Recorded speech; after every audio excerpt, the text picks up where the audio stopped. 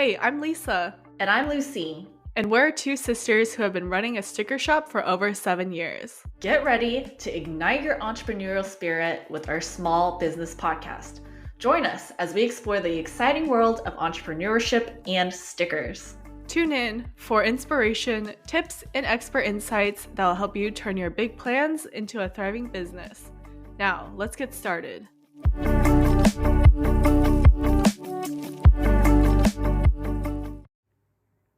Today on our podcast, we are thrilled to have Helen Wang as our guest, the founder of TheCoffeeMonsterz Co.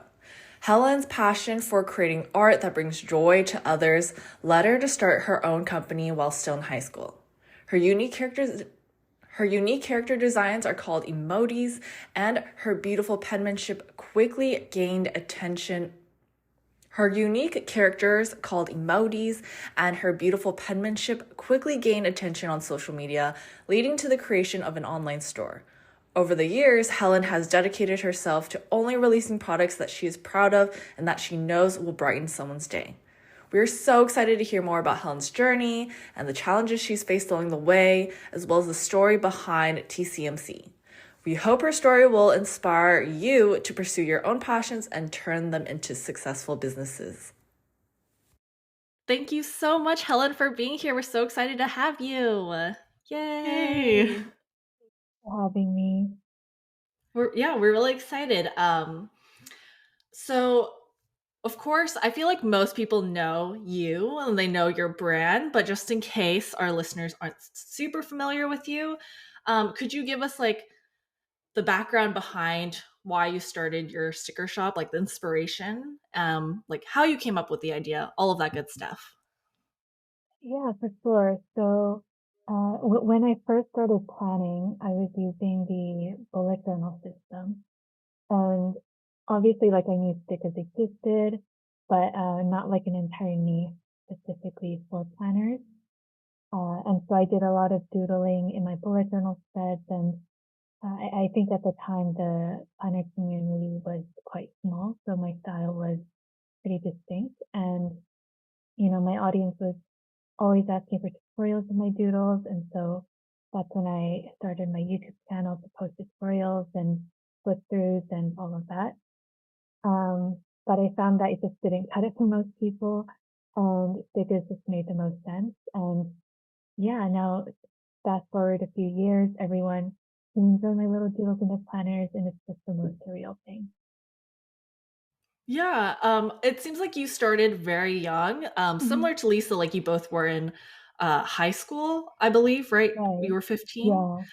Yeah. Yeah, like I think it's really cool that you started so young.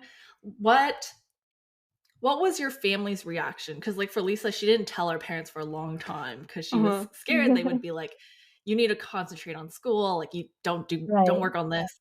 What was it like for you? Um, well, at first I also didn't tell my parents, so we're kind of similar in that regard.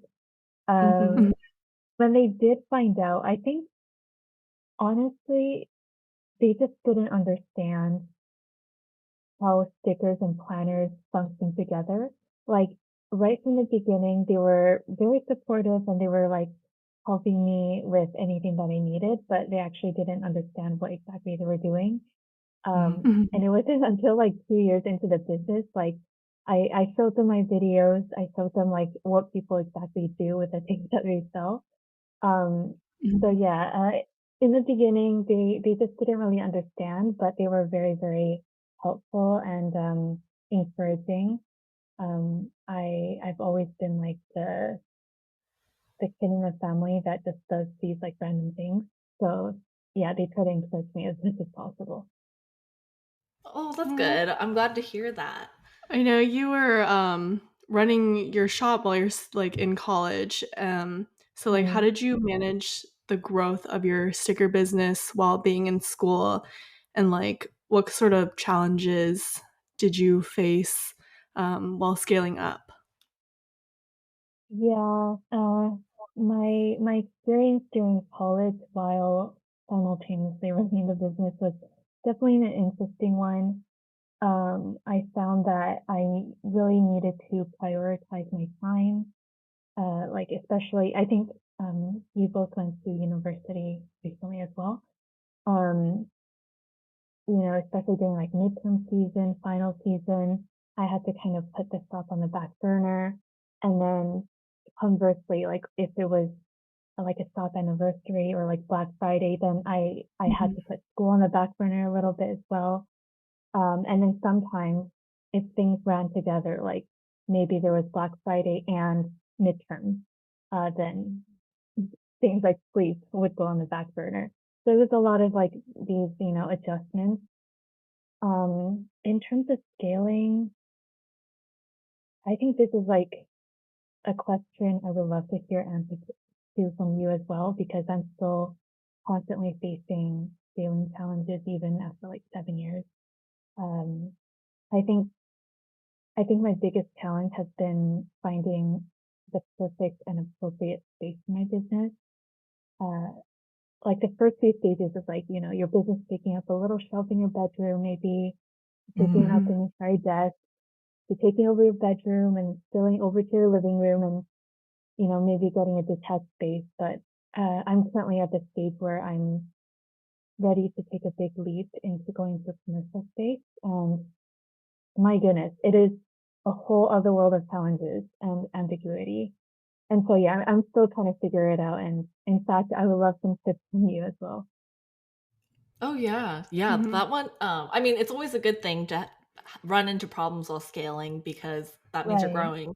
Mhm. Yeah, yeah, we just moved offices as well. It's really exciting to see, like, your business grow, like, physically. Mhm. Um, for us, it's a little different because Lisa bought a house, and so then Mhm. we just literally moved into, like, all the her spare bedrooms are now Office offices. spaces. Um Wow.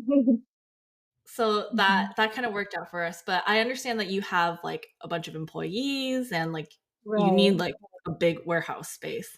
So that must be Right. tough to have to look for something Yeah. like that.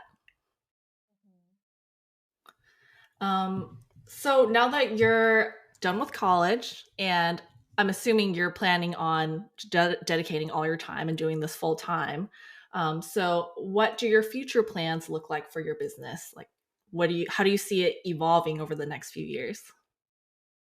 Right. Currently, I definitely am doing the business full time, but I do eventually want to go to graduate school. So my biggest goal for the next year or two is getting the Coffee Monsterz Co. running smoothly in an office space and kind of at a Mhm. capacity where if I need to take a few mental health days or something like that, then it can still run without me being there. That's probably my biggest goal. And yeah, before I dive into graduate school and some other fun projects, I really want to ensure that we have a strong foundation first. And like product wise, I would love to expand more into things like apparel and home decor and like little pieces Ooh, that I yeah, Mhm. would that sounds love. like fun. Yeah. How about you guys? For us, I'm like, that is a very good question. Like, have we talked about that before?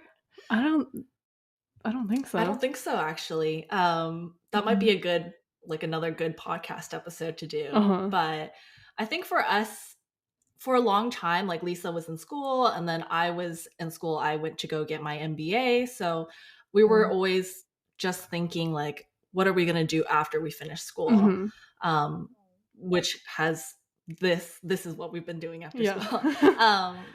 And I don't think we've thought much beyond that in Mhm. terms of like um, Like, I don't know, like 5 anything years else. down the line, We like do say that eventually I would like to start another business with something to do with like pets or dogs, Uh-huh. animals.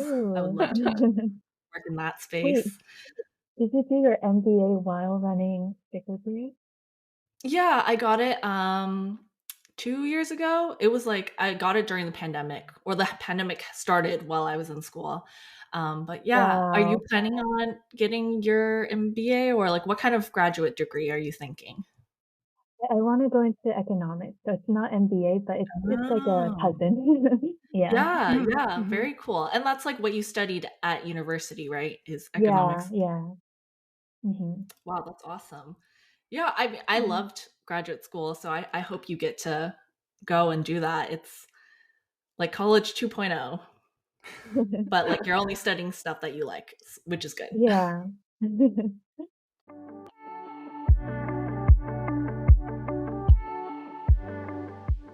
Ready to create stunning stickers in no time? Introducing Creating Stickers Made Easy, the comprehensive e-course that makes designing and cutting planner stickers a breeze. Join us, Lisa and Lucy, two seasoned sticker shop owners, and master silhouette studio with step-by-step instructions, templates, and troubleshooting tips. Why struggle alone when you can learn from the pros? Sign up today at bigplansacademy.com and unleash your creativity.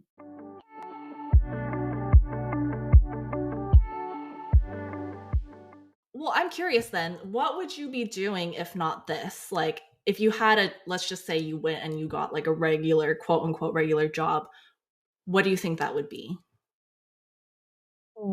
That's a good question as well. Um, I think I really enjoy economics research. That's something I got to work on a mere two projects in my undergraduate, and I didn't feel like that kind of satisfied me. So that's kind of why I want to go back to school for economics. But in my wildest dreams, I would probably want Yes. to open some sort of like cafe or bakery or something like that. Ooh. Um, yeah, I think that would be really fun. Wow, that's cool. Do you bake Yeah, or I any? love baking. Yeah. That's I do know awesome. that it's very hard work, so uh, Hmm. I don't want to undermine any like cafe owners or bakers. It's not so easy to get into, but yeah, I think I'm passionate enough about it that I would love to dedicate some time into looking into opening a cafe or something. That's That's awesome. awesome. You could, I feel like you could do that now, and like you can like it can be half a boutique sort of thing where you sell like your stickers and all your other Right. goods, and then half of it Hmm. is like a cafe Yeah. slash bakery. Yeah. Like you could do it. So, what is your favorite part about being an entrepreneur? um, my favorite part is definitely, I think the flexibility that it gives. Uh, I think you two would know as well that it doesn't necessarily mean I have a lot of free time, but rather Yes. like I Mhm. can structure my day exactly how I like. Which I think for many jobs outside of things like freelance and business, it's harder to achieve. Like for example, if something comes up, like a friend wants to hang out, or if it's an emergency, I'm generally able to stop what I'm doing and simply do what I need to do beforehand or make it up for it later. And I think that's something that I really value about working for myself. Yes, definitely. Definitely. I Like, it's so nice 100%. being able to just, like, do whatever you want during the day and, like, Yeah, not have, like, to worry about, like, "Oh, someone's gonna be, like, mad or whatever that I'm, like, not working." exactly. Mhm. And I Yeah, find it's that once, oh, sorry. oh, go ahead. Go ahead. Okay. I find that once you kind of get spoiled by this, it's hard to go back to a job where uh, it's very structured, like a 9 to 5. I feel like I wouldn't be able to handle that very well now that I'm spoiled by all of this flexibility. Yeah, I feel that as well. My favorite part is going to like a grocery store in the middle of the day and there's nobody, there's no lines or anything, it's Right. completely empty. It's just, oh, Hmm. it's the best. Chef's kiss.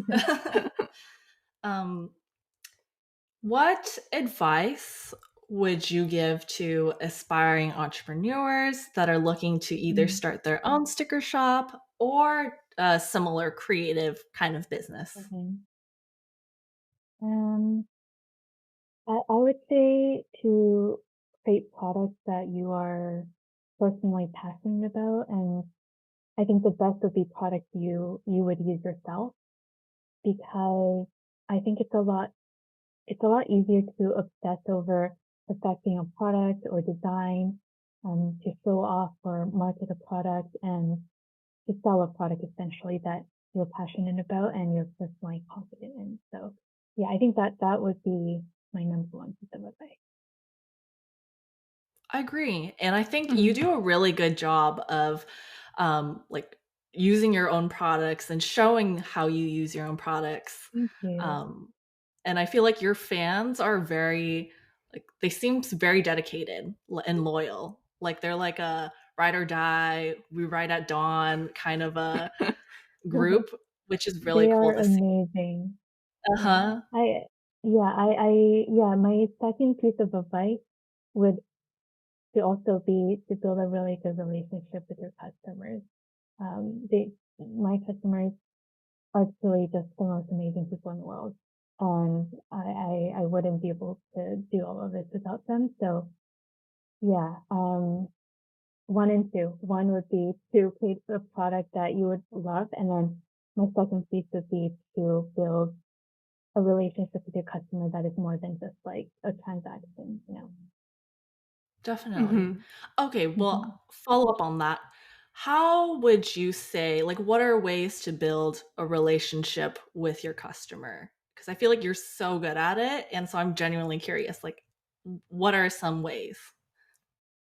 For me, it honestly happened very naturally. I didn't intend to build this relationship. But it was mostly just like I'm super grateful for every person who shows interest in my work. And so when people, for example, in emails or in comments tell me something about themselves, um, I kind of just naturally remember, and then maybe I will include something in their orders that's related to them, or to what they told me. And it just happened very organically. Uh, and I think customers really appreciate that.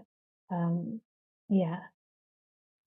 That's awesome. Yeah, that is really cool. Do you think it's gotten harder to do that now that you're such a big company? Or are you still able to maintain that kind of like close, almost feels like a one-to-one relationship?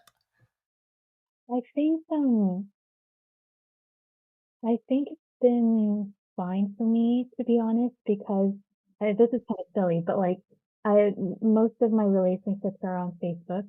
And so I kind of just, my brain just like remembers these like profile pictures and names, and it's quite Mm. easy for me to keep track of everything. And also again, like it's something that I want to do, and it kind of happens organically. So I'm not like forcing myself to like stare at people's names and kind of memorize who they are and Got all of it. Yeah. that. Mhm. Yeah, so it's pretty natural for me, and I haven't noticed any difficulties so far. Um, but yeah.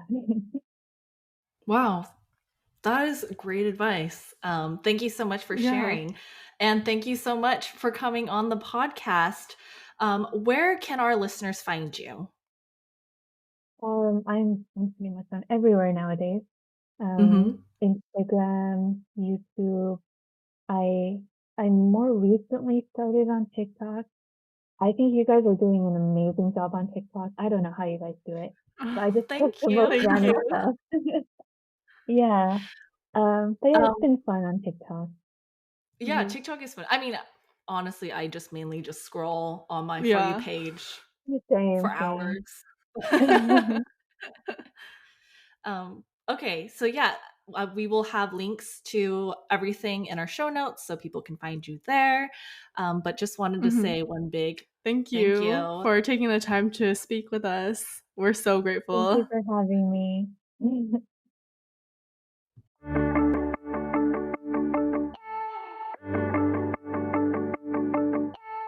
Thank you for listening. If you found this episode helpful, let us know by tagging us on Instagram at Sticker Guru.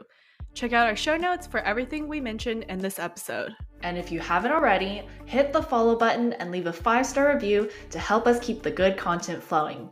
Thank you so much for all of your support. We'll talk to you in the next one. Bye! Bye.